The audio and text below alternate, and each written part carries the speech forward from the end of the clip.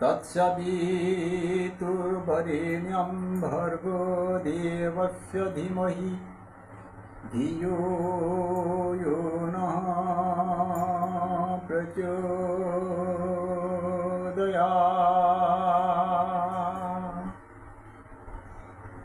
ॐ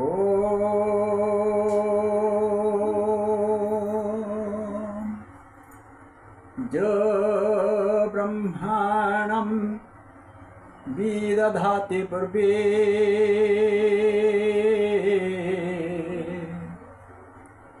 जो वै वेदांच प्रहीणोति तस्मै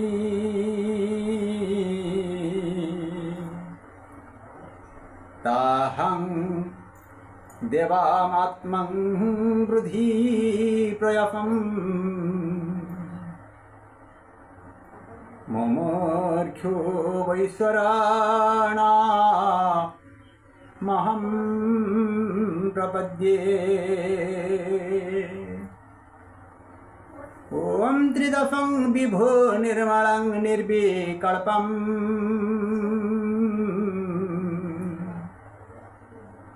निरीहं निराकरमुकरं गम्यं गुणातीतं माव्यक्तं मेकं त्रोतुर्यं परं ब्रह्मा यं वेदं तस्मै नमस्तुते।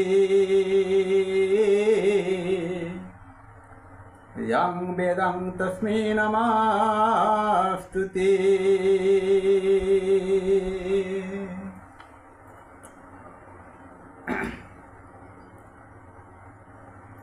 जो ईश्वर सृष्टिर आद्यरी ब्रह्मादि को उत्पन्न करियो जे ब्रह्मांकर हृदय रे स्वर पीठ रहस्य एवं अर्थ सहित वेद ज्ञान को प्रकाश करी अछंती सही आत्मादेव को मु मुख्य शरणम करुछि। ओ असतमा सत्गमय तमसोमा ज्योतिर्गमय मृत्युर्मुखी अमृतम गमायति। तेणु सही त्रिदशार्था स्थिति उत्पत्ति प्रलयकर्ता जी सर्वशक्तिमान ओ सर्वव्यापक जे नित्य शुद्ध से ही परमेश्वर को नमन बंदन ओ अभिनंदन अर्पण करी आज आमे विचार नेबा।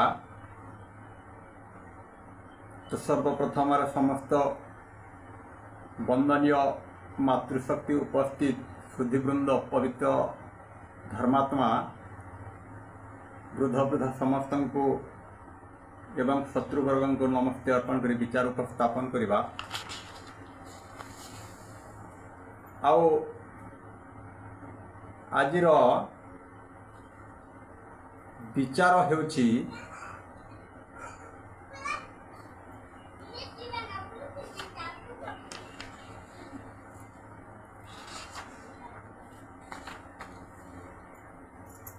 तो आज विचार होची संध्या उपासनार समय ओ विधि। तेणु आमे समस्त बंधु माने समस्ते संध्या उपासना प्रभुंक स्तुति उपासना बा चिंतन करुछंती। तो आमे सही उपासनार संध्या उपासनार समय ओ विधि जानिबा। तो उपासनार विधि संध्या उपासनार समय और विधि हेउची रात्र शेष 4 घंटारू 7टा भितर शय्या त्याग करी स्नान शौच समापन पूर्वक आमे शुद्ध वस्त्र परिधान करी एकाक्षर ओंकार ब्रह्म नाम तथा गायत्री मंत्र उच्चारण करिबा पई बा जप करिबा पई विधानर व्यवस्था रही अछि। यथा उपासन कौनसी आसन रे बसी करिबा आवश्यक, कारण एक प्रत्यय प्रवाह करिबा उपासना अटे। चालुथिबा दौड़ुथिबा ठिया होई ये पट से पट हेउथिबा पुरुषर पक्षरे यहा संभव नुहे। काहींकि ना गति आदि चित्तरे विक्षेप आनी थाए एवं ठिया होइथिबा व्यक्ति मध्य मन ओ देहर धारण करिबारे व्यग्र होई थाए। तो सेथिपाई यहा सूक्ष्माति सूक्ष्म वस्तुर निरीक्षण करिबारे समर्थ होई पारिबा नाही। सोईथिबा मन पक्षरे मध्य असंभव अटे, कारण अकस्मात निद्रा आसी जाई पारे, किंतु उपवेशनकारी पुरुष यही सबु प्रकार दोषर मुक्त होई भल भावरे परिहार करि पारि थाई। सेथिपाई उपवेशन अवस्थारे उपासना करिबा एकांत आवश्यक। तेणु संसार रे प्रत्येक प्राणी मध्य मनुष्य हेउछि श्रेष्ठ, कारण अन्य प्राणी मानक ठारे विचार करिवार क्षमता नाही, किंतु मनुष्य को ईश्वर विचार करिवार शक्ति प्रदान करिसंती। आउ मनुष्य को यही श्रेष्ठ कर्म करिबा को पड़िबो। सही श्रेष्ठ कर्म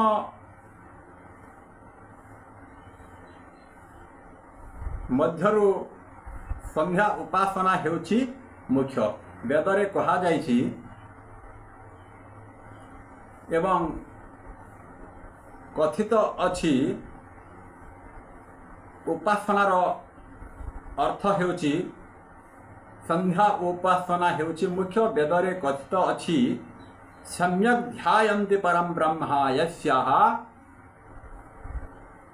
तो वेदरे कहा जाइछि सम्यक ध्यायन्ते परम ब्रह्म यस्यां सा संध्या, अर्थात ईश्वरंक गुण को सम्यक रूपे चिंतन करिबा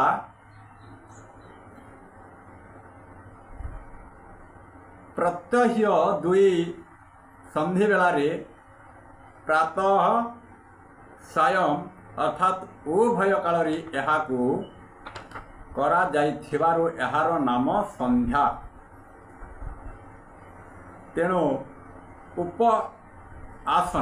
उपासना अर्थात उपमिश्रण उपयुक्त आसना, उप अर्थात निकट, आसना अर्थात बसिबा। तो निकट रे बसी प्रभुंकर संध्या उपासना स्तुति गुण गान चिंतन करवाटा यह हेउछि उपासना। ईश्वरंग महनीय दान को चिंतन करिबा फलरे ईश्वरंग निकटवर्ती हवा। एही संध्या उपासना अनेष्टि मंत्र रे आधारित हुए। एही मंत्र पाठ संगे संगे तार अर्थ को विचार चिंतन एवं ईश्वर प्रणिधान बा ईश्वरंक ठारे कृतज्ञता भावना करवा एकांत विधेय। तेणु बंधु आमे यह जीवन को सार्थक करवा सार्थक करवा एवं सार्थक करिथाए। संध्या विधि अनुसार आमे प्रत्येक कर्म कले एवं तार लौकिक फल आशा न करी ईश्वरंक ठारे पूर्ण विश्वास पूर्वक कर्म पथरे आगे चलिले जीवन रे सफलता प्राप्त करिबा एवं ईश्वरंक आनंद को अनुभव करिबारे सफल होई पारिबो। तेणु बंधु आमे ठीक समय रे ठीक माध्यम रे ठीक बेला रे जदि उपासना बा गुण कर्म ईश्वरंकर चिंतन करिबा निश्चय रूपे ठीक माध्यम रे आमे फल पाइबा। तेणु उपासना अर्थ निकट हेबाटा ताहाको उपासना कहନ୍ତି। उप माने निकट, आसन माने बसी से प्रभुंकर गुण कर्म को चिंतन करवा यह होची मानव पक्षरे विधेय। तेणु कहा जायछि वेद विहित जेते कर्म यह संसारे श्रेष्ठ धर्म। तो शास्त्रकार कहिछन्ति से वेद को भागवत माध्यम रे बुझाऊ थिले पदटी हेउछि वेद विहित जेते कर्म यह संसारे श्रेष्ठ धर्म वेद निषिद्ध कर्म जेते अधर्म बोलांति जगते। तेणुकरी कहा जायछि वेद विहित जेते कर्म यह संसारे श्रेष्ठ धर्म वेद निषिद्ध कर्म जेते अधर्म बोलंती समस्ते। पुणी कहा जायछि वेद जा न कहई मोखे प्राणिता करे आत्मा सुखे ये वेदो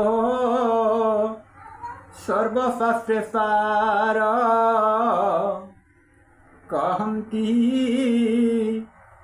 प्रभु चक्रधर ये वेद सर्वभूते आखि बाह्य तोरे सर्वसाखी साधुंक मुखु वेदवाणी पुणे तारी विभवो प्राणी वेद वचन धर्म शास्त्र इवेनि विप्रंकर नेत्र। तेणु कहा जायछि वेद वचन धर्म शास्त्र एवेनि विप्रंकर नेत्र। तेणु वेद होछि सबठारु श्रेष्ठ। तो परमात्मांकर मुख निश्रुत वाणी होछि वेद। तो से वेदर गुण कर्म स्वभाव को आम चिंतन करवा संध्या समय रे संध्या उपासना करवा ईश्वर चिंतन करवा यह होछि मानव पक्षरे श्रेष्ठ कर्म। तेणु संसार रे प्रत्यह प्राणी मध्यरे मनुष्य श्रेष्ठ होइथिबारु आमे सेही उपासना बा संध्या उपासना ठीक भाव रे ठीक रूप रे ठीक समय रे चिंतन करवा। तो बंधु समस्ते मन रखा उचित। आओ आमे जदि जहाँ भी जप तप जहाँ भी करूँ जदि ठीक समय रे ठीक माध्यम रे उपासना न करवा ताहा होछि अनुचित कर्म। आओ तेणु आमे समस्ते ठीक समय रे संध्या उपासना करबा पई जागृत हेबा सजाग हेबा एवं मन रखी आमे निश्चित रूपे ईश्वरंकर स्तुति गुण गान करी संध्या उपासना समय ठीक माध्यम रे समापन करी तो निज कर्म पथरे चलवा यह होछि आमर कर्तव्य। तेणु शास्त्र कहे कर्तव्य पालन धन जस लधे दुनिया रे कर्मवीर कर्म को आदुरी का पुरुष सीना दुख भोगे बारंबार। आमे जदि अपना हस्ते जीवा छेदी किए अछि तार प्रतिवादी। ठीक समय रे ठीक माध्यम रे ठीक मार्ग रे आमे जदि संध्या उपासना न करवा आउ ठीक फल पाई परिबा नाही। तो जदि आमे फल पाइबा हूँ ठीक माध्यम कर्म करने पड़ो। तेणु बंधु ये कहीकि बाणी के विराम देमा। तो विराम देवा पूर्व समस्त को आम अशेष कोटि दंडवत प्रणाम जणे बाणी को विराम देमा। ओम तत्सत परमात्मा नमः। ओम शांति शांति शांति।